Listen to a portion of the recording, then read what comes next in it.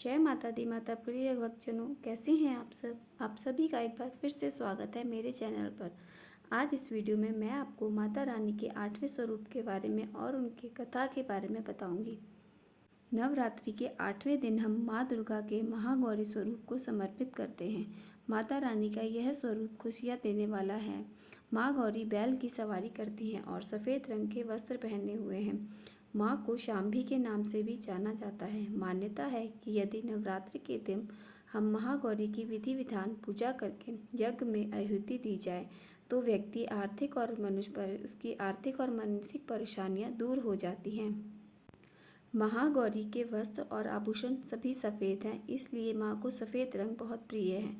पूजा में भी माँ को सफ़ेद चीज़ें भोग अर्पित करनी चाहिए। सफ़ेद रंग प्रिय होने के कारण इन्हें श्वेतांबर धरा भी कहा गया है। माँ का वाहन वृषभ है और इनकी 4 भुजाएं हैं। ऊपर वाले दाहिने हाथ में अभय मुद्रा है और नीचे वाले हाथ में त्रिशूल है। ऊपर वाले बाएं हाथ में माँ ने डमरू धारण किया हुआ है और नीचे वाले हाथ में वर मुद्रा है। माँ की पूरी मुद्रा बड़ी ही शांत स्वभाव की है। देवी भागवत पुराण के अनुसार नवरात्रि की अष्टमी तिथि को महागौरी को नारियल का भोग लगाना चाहिए। माँ महागौरी से संबंधित 2 कथाएं प्रचलित हैं। पहली कहानी के अनुसार देवी महागौरी 16 वर्ष की थी और वे अविवाहित कन्या थी जिन्होंने भगवान शिव को पति रूप में प्राप्त करने के लिए कई वर्षों तक कठोर तपस्या की थी और इस कारण उनके त्वचा पर धूल जम गई थी जिससे वह काली दिखाई देने लगी थी। माँ की इस कठोर तपस्या से महादेव प्रसन्न हुए और उन्होंने देवी महागौरी को विवाह का वचन दिया।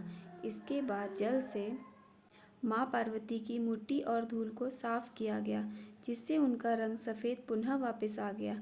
इस तरह से उनका नाम महागौरी पड़ा। और इसी तरह माँ महागौरी से संबंधित दूसरी कथा है। इस कथा में शुंभ और निशुंभ 2 राक्षस पृथ्वी पर तबाही मचाने लगे थे जिसका अंत केवल देवी ही कर सकती थी।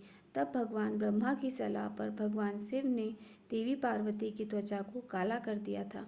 देवी पार्वती ने अपना रूप रंग फिर से प्राप्त करने के लिए घोर तपस्या की थी। तब भगवान महादेव ने उनकी तपस्या से प्रसन्न होकर उन्हें मान सरोवर में स्नान करने की सलाह दी थी।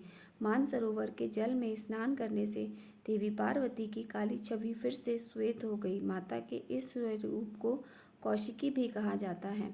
इस तरह हमें माता रानी की पूजा अर्चना विधि विधान से करनी चाहिए।